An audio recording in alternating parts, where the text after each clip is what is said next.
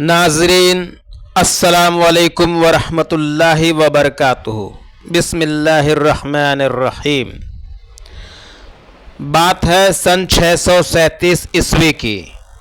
Islamic سلطنت مدینہ سے نکل کر اب عرب کی سرحدوں کو پار کر چکی تھی۔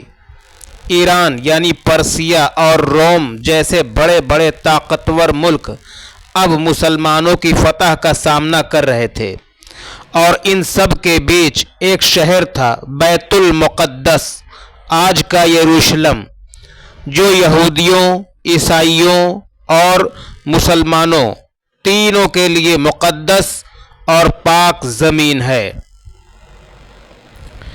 اس وقت یہ شہر بیزنٹائن امپائر یعنی ایسٹرن رومن امپائر کے قبضے میں تھا۔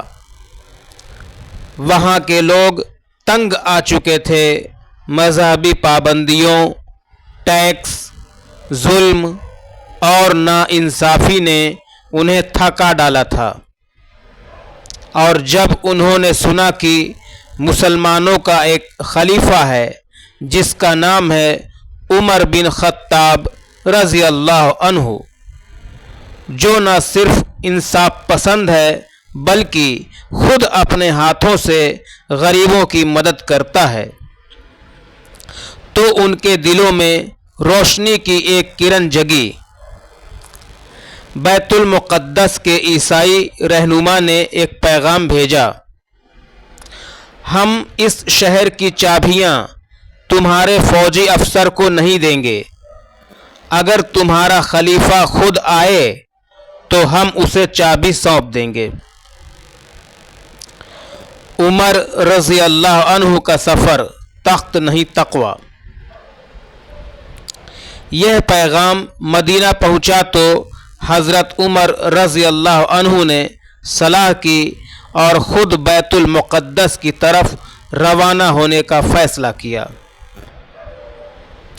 نہ کوئی فوج، نہ کوئی تام جھام، نہ کوئی سونے کی سواری، ان کے ساتھ تھا صرف ایک نوکر اور ایک اونٹ۔ سفر کے دوران ایک آدمی سواری کرتا تو دوسرا پیدل چلتا۔ ایک برتن تھا جس میں کھانا پکتا، پانی پیا جاتا اور وضو کیا جاتا، بس یہی تھی اس وقت کی موسٹ پاورفل اسلامک امپائر کے خلیفہ کی سواری۔ راستے بھر لوگ حیران ہوتے رہے، یہ ہے اسلام کا لیڈر، لیکن یہ تھی حضرت عمر کی سمپلسٹی اور ہیومینٹی۔ فلسطین کی سرحد پر ایک نظارہ۔ جب فلسطین کی سرحد قریب آئی تو وہاں کے گورنر ابو عبیدہ بن جراح رضی اللہ عنہ، جو ایک بڑے صحابی تھے، انہوں نے سوچا کہ اتنے سارے نان مسلم دیکھیں گے کہ ہمارا خلیفہ دھول دھکڑ میں لپٹا ہوا، پھٹی ہوئی چادر پہنے، ایک اونٹ کی رسی ہاتھ میں پکڑے آ رہا ہے تو کیا کہیں گے؟ انہوں نے کہا: یا امیر المومنین، کیوں نہ آپ ایک بہتر لباس پہن لیں تاکہ لوگ آپ کی عزت کریں؟ حضرت عمر نے جواب دیا: اللہ نے ہمیں اسلام کے ذریعے عزت دی ہے، اگر ہم اس عزت کو کسی اور چیز جیسے کپڑے یا دکھاوے میں ڈھونڈیں گے تو اللہ ہمیں ذلیل کر دے گا۔ باری اونٹ کی اور چونکا دینے والا منظر۔ جب بیت المقدس کے دروازے کے قریب آئے، اس وقت اونٹ پر سواری کی باری نوکر کی تھی، اور خلیفہ خود پیدل چل رہے تھے۔ ان کے کپڑے پر پابند لگے ہوئے تھے، ہاتھ میں اونٹ کی رسی تھی۔ سبحان اللہ، کیا سادگی ہے، ماشاء اللہ۔ جیسے ہی عیسائی پادری اور بیزنٹائن گورنر نے انہیں دیکھا تو پہلے یقین ہی نہیں ہوا، کیا یہی وہ شخص ہیں جس کی طاقت کا لوہا پوری دنیا مان رہی ہے؟ ماشاء اللہ۔ لیکن جب انہوں نے دیکھا کہ یہی شخص ہر قدم پر انصاف، سادگی اور خدا کے ڈر کا نمونہ ہے تو ان کے دل جھک گئے۔ بیت المقدس کی چابیاں سپرد پیٹرائچ سوفارس، جو عیسائیوں کا سب سے بڑا پادری تھا، حضرت عمر کو شہر کے اندر لے کر گیا۔ وہاں کے بزرگ، عورتیں اور بچے دیواروں سے جھانک رہے تھے۔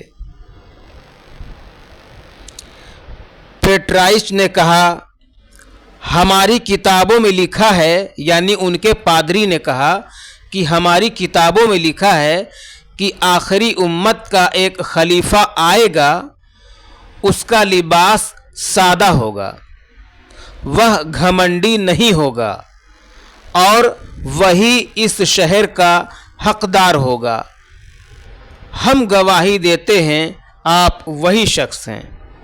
یعنی جیسا منظر لکھا تھا کتاب میں کہ اس طرح سے آئیں گے، اس طرح سے کپڑا پہنے ہوں گے، تو وہی چیز اس وقت دکھائی دیا حضرت عمر فاروق میں اس پادری کو، اور اپنی کتابوں کی بات کو مانتے ہوئے پھر انہوں نے بیت المقدس کی چابیاں حضرت عمر کو دے دیں، بنا جنگ، بنا خون بہائے۔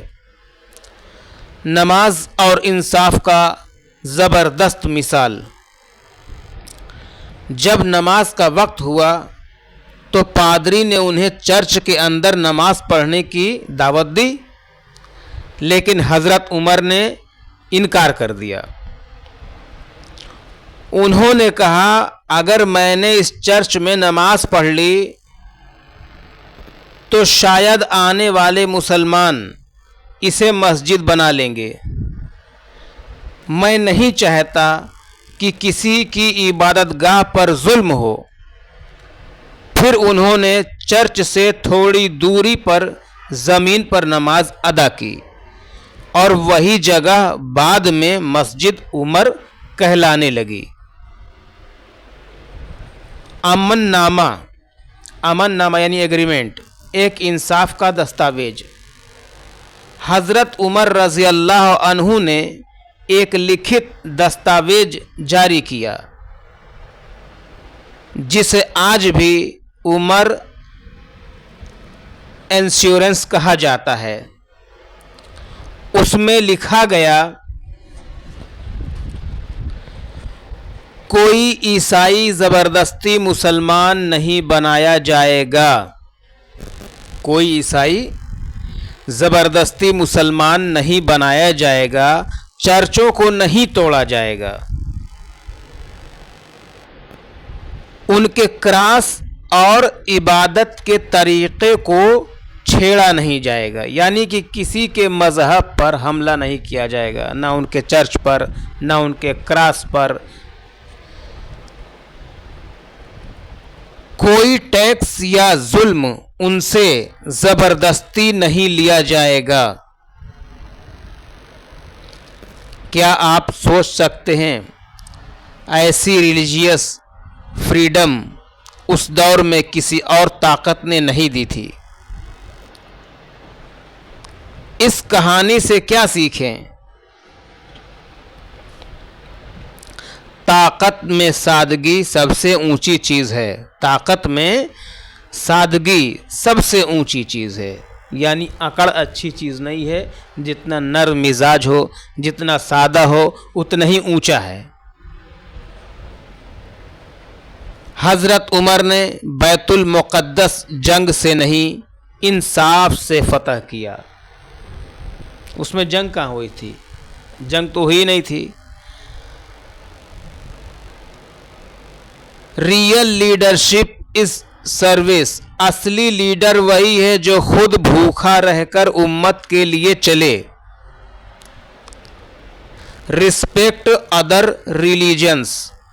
اسلام دوسروں کے مذہب کی عزت کرنا سکھاتا ہے. فتح کے وقت جھک جانا ہی سب سے بڑی جیت ہے.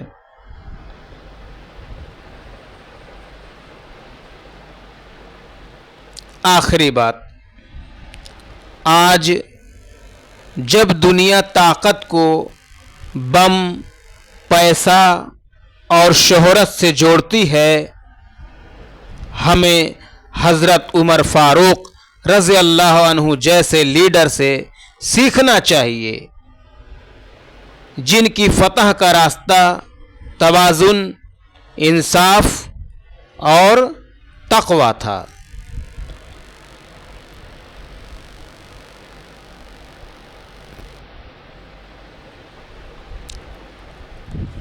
السلام علیکم.